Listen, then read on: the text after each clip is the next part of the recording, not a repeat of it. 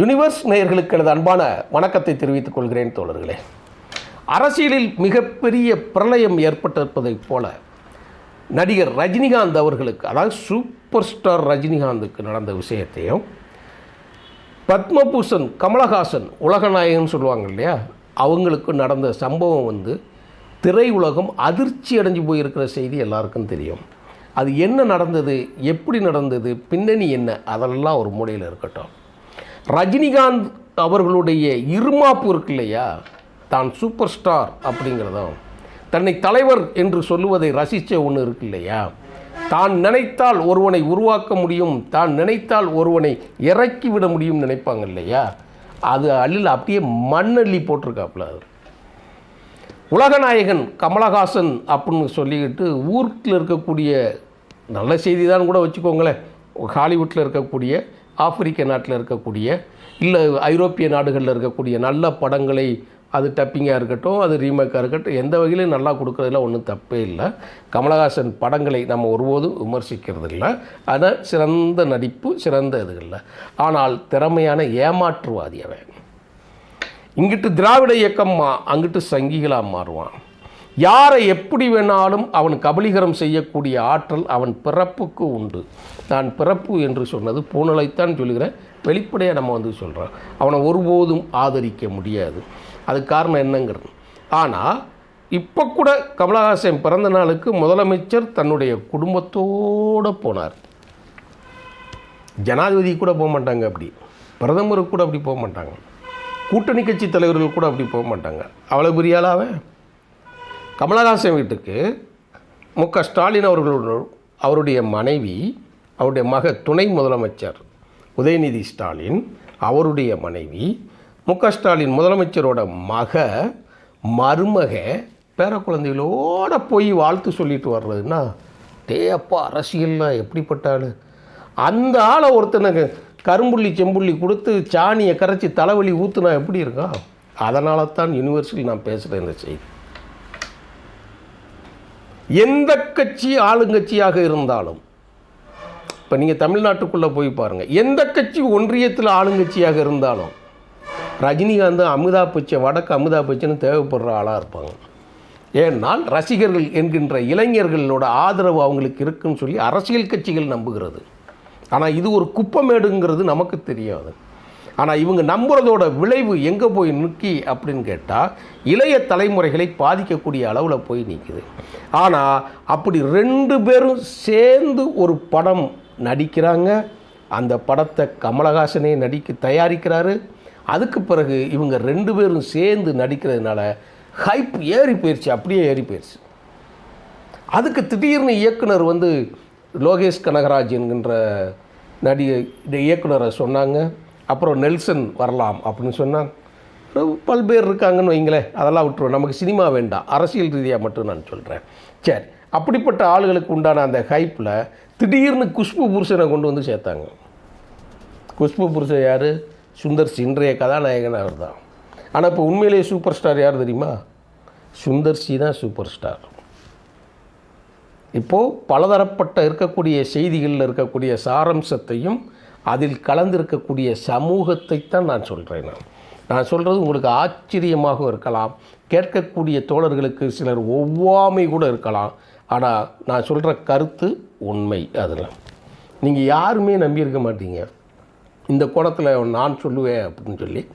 ஏன்னா இதை தொடர்ந்து பார்க்கக்கூடிய தோழர்களுக்கு அதிர்ச்சியாக கூட இருக்கலாம். இதில் சாதி உண்டு என்று நான் நம்புகிறேன், இருக்கலாம் அப்படின்னு நம்புகிறேன். ஒரு மாதத்துக்கு முன்னாடி முதலியார்கள் மாநாடு நடந்தது.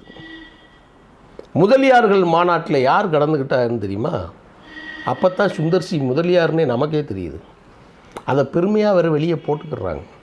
நாம் யாரையெல்லாம் கல்வி தந்தைகளாக நினைத்தோமோ, யார்களெல்லாம் சமூக ஆர்வலர்கள் என்று நினைத்தோமோ, அவர்களெல்லாம் சாதி தலைவராகவும் சாதி குப்பையிலையும் விழுந்து கிடக்கிறத பார்த்தோம். அவர்கள் திரைத்துறையில் முதலியார்களின் ஆதிக்கம் எப்படி இருக்க வேண்டும் என்பதில் சுந்தர்சியும் கலந்துக்கிட்டாப்புல, சுந்தர்சியும் பேசிக்கிட்டாங்க. இன்னொன்று சொல்லட்டுமா, இந்த முதலியார்களோட சப்போர்ட்டில் தான் சுந்தர்சியே படங்களை தயாரித்து இயக்கி கொண்டு இருக்கிறார். இந்த முதலியார்களோட சப்போர்ட்டில் தான் சுந்தர் சியே படங்களுக்கு பணம், கோடிக்கணக்கான பணங்கள் இன்வெஸ்ட் செய்ய முடியும். இதெல்லாம் உங்களுக்கு எப்படி தெரியும்? எல்லாம் ஆய்வு தான், வேறு ஒன்றும் பெரிய செய்தி இதெல்லாம் கிடையாது. இப்போது சுந்தர் சி ரஜினிகாந்த் படத்தையும் கமலஹாசன் தயாரிக்க இருக்கக்கூடிய ராஜ்கமல் ப்ரொடக்ஷன்லேருந்து அவர் வெளியே வர்றதுக்கு எல்லா தோழர்களும் சொல்லுவதற்கு முக்கியமான காரணம் ஐசரி கணேஷ் என்பவரும் ஏசி சண்முகமும் சொல்கிறாங்க. நீங்கள் எதை வேணாலும் பாருங்கள், எங்கே வேணாலும் பாருங்கள் சொல்லுவாங்க. இந்த 2 பேருமே தோழர்கள் தவறாக எடுத்துக்கொள்ளக்கூடாது, உண்மை கசக்கும். இவங்கெல்லாம் முதலியார்கள். திரைப்படம் என்பது ஒரு பணங்களை போட்டு எடுக்கக்கூடிய, சும்மா பணம்னா 1000, 2000, 1 லட்சம், 2 லட்சம் அப்படியெல்லாம் கிடையாது. பல கோடிகள் இன்வெஸ்ட் பண்ணணும். அந்த பணம் வெள்ளையாக்கப்படும். பண சம்பவங்கள் அதெல்லாம் சில இது வெளிப்படையாக நம்ம பேச முடியாது. உங்களுக்கு ஒரு க்ளூ கொடுக்குறேன். சாதி இல்லை, சமூகம் இல்லை, மதம் இல்லை, இதுவும் இல்லை அப்படின்னு சொல்லி நம்ம பேசிக்கலாம். ஆனால் உள்ளே இருக்கிறது யாரும்? கமலஹாசன் என்கின்ற பிராமணரும் ரஜினிகாந்த் என்கின்ற பிராமண குடும்பமும் ஒருத்தனுக்கு இறங்குனா ஒருத்தனுக்கு வலிக்கும். தந்தை பெரியார் அவர்கள் சொல்லுவார், என்ன சொல்லுவார் தெரியுமா? காஷ்மீரில் இருக்கக்கூடிய பாப்பானுக்கு வலிச்சா கன்னியாகுமரியில் இருக்கக்கூடிய பாப்பான் துடிப்பான் அப்படிம்பார். சித்தூரில் இருக்கக்கூடிய பாப்பானை நீ அடித்த அப்படின்னா ஊட்டியில் இருக்கக்கூடிய பாப்பான் அழுவாம்பார். இது தெரியாமல் ஏன்டா நாசமாக இருக்கீங்கன்னு பெரியார் கேட்பார். ஏனால் மொழிக்கும் இனத்திற்கும் சம்பந்தம் உண்டு. ஒரு இனம் தான் வாழ்வதற்கான சமூக சூழலை அது உருவாக்கி கொள்ளும், தக்க வைத்து கொள்ளும். இதுதான் பெரியாரிய கோட்பாட்டில் அது சொல்கிறது. அவர் உண்மையை சொன்னார். அதுக்காக பெரியார் சாதியை பேசுகிறாருங்கிறத பற்றி பெரிய விஷயமெல்லாம் எதுவுமே கிடையாது. ஏசி சண்முகம் என்பவர் என்ன செய்கிறார் போட்டு பார்த்துக்கோங்க. அவர் ஒரு கட்சி நடத்துகிறார். அந்த கட்சி எந்த கட்சிங்கிறத நீங்கள் பார்த்துக்கோங்க, வச்சுக்கோங்க. ஏசி சண்முகம் தனக்கு ஒத்துக்கொண்ட கையொப்பமிட்ட அந்த ஒப்பந்தத்தின் அடிப்படையில் எனக்கு நீங்கள் படம் தயாரித்து கொடுங்க, படம் டைரக்ஷன் பண்ணி கொடுங்க என்று சுந்தர் சியை சொன்னதாகவும், ஐசரி கணேஷுக்கு படம் தயாரித்து கொடுக்கறதை சொன்னதாகவும், இவர்களுடைய நெருக்கடியின் காரணமாகத்தான் சுந்தர் சி அந்த படத்தை இயக்க முடியாத சூழல் வந்ததாகவும், விஷால் படத்தை மதகஜராஜா நல்லா ஓடிச்சு இல்லையா, அந்த அடிப்படையில் விஷால் கூட ஒரு ஒப்பந்தம் இருக்கிறதாகவும், அதனால் கதை கன்ஃபியூஸ் ஆகி இவங்கெல்லாம் அப்படியெல்லாம் ஒன்றும் கிடையாது. ரஜினிகாந்த் ஒரு ஃபோன் போட்டு சண்முகத்துக்கும் ஐஸ்வரி வேலனுக்கும் சொன்னால், விஷாலுக்கும் சொன்னால் கேட்காமலா போயிடுவாங்க?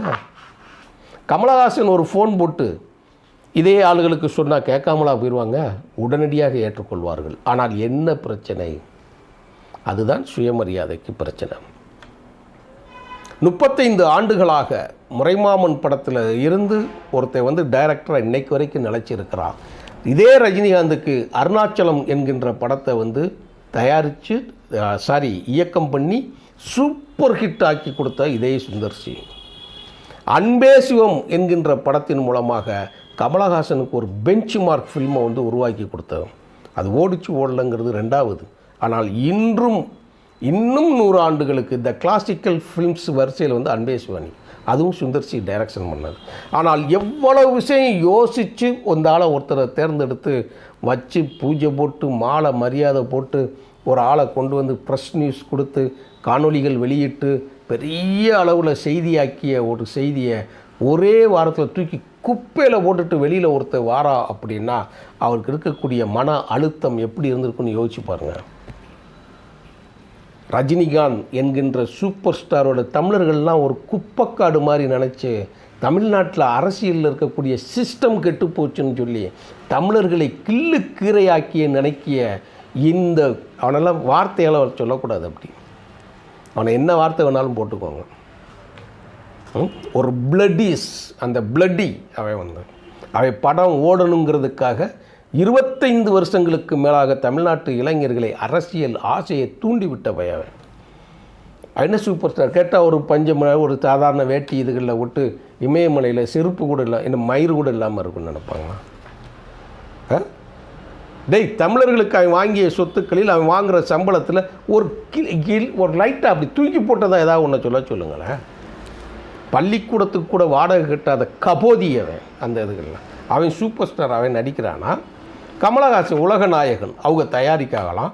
ஏன்னா கமலஹாசன் அவங்க தக் லைஃப் படத்தில் வந்து அப்படியே பயங்கர நட்டமாகி போயிடுச்சான். அவங்கள காப்பாற்றுறாங்களாம். உடனே கால் ஷீட்டு கொடுத்து உடனே முடிக்கிறாங்களாம். அதுக்கு கூப்பிட்டு போடுறாங்க. இந்த 2 பேரும் அவங்களுக்கு சுந்தர் சிக்கு கொடுக்கக்கூடிய அந்த நெருக்கடி இருக்கு இல்லையா, அந்த நெருக்கடியை தாங்க முடியாமல் தான் இது நமக்கு சரிப்பட்டு வராது. நமக்கு கிடைத்த தகவலின் அடிப்படையில் ரஜினிகாந்தும் கமலஹாசனும் மாறி மாறி கதைகளில் கொடுத்த திருத்தத்தின் வாயிலாக நீ எத்தனை கோடி சம்பளம் கொடுத்தாலும் உன் சங்காத்தியமே வேண்டான் என்று தூக்கி குப்பையில் போட்டுட்டு வந்த சுந்தர் சியை மனதார வெளிப்படையாக நாம் ஆதரிக்கும். இந்த துணிச்சல் இருக்கணும், இந்த தைரியம் இருக்கணும். இயக்குனர் தான் ஒரு கேப்டன்ஷிப். ஒரு கப்பலை ஒருத்தன் செஞ்சிடலாம், ஆனால் அதை கடலுக்குள்ளே போய் ஓட்டுறதுக்கு ஒரு டெக்னீஷியன் தான் தேவைப்படுவான். ஒரு விமானத்தை ஒருவன் செய்து விடலாம், ஆனால் விமானத்தை அந்தரத்தில் 30,000 அடி உயரத்தில் ஏற்றி கீழே இறக்குறான் இல்லையா, அந்த டெக்னீஷியன் தான் உயர்ந்தவன். அதே மாதிரி தான் ஒரு சூப்பர் ஸ்டாரை உருவாக்குவதும் இயக்குனர் தான். நான் நினைத்தால்தான் நீ சூப்பர் ஸ்டார் அப்படிங்கிற லெவலில் தன்னை மதித்து தன்மேல் நம்பிக்கை வைத்து இந்த 2 குப்பையும் தூக்கி குப்பையில் எறிஞ்சாப்புல இல்லையா, அதற்காக சுந்தர் சி அவர்களுக்கு பாராட்டுக்களும் வாழ்த்துக்களும். இந்த முயற்சி தொடரட்டும். இப்படி தொடர்ந்தால் விஜய் என்கின்ற சில என்ன கூத்தாடின்னு சொல்லியான்னு சொன்னான் இல்லையா, அப்போ நம்ம ஏற்கனவே சொல்லியிருக்கோம்ல, கூத்தாடின்னு தான் சொல்ல முடியும். ஒரு இயக்குனர் நினைத்தால்தான் நீங்கள் எல்லாம் மகுடம் தரிக்க முடியும் என்பதை நிரூபித்த சுந்தர் சிக்கு வாழ்த்துக்களை சொல்லி விடைபெறுகிறேன் தோழர்களே. நன்றி, வணக்கம் தோழர்.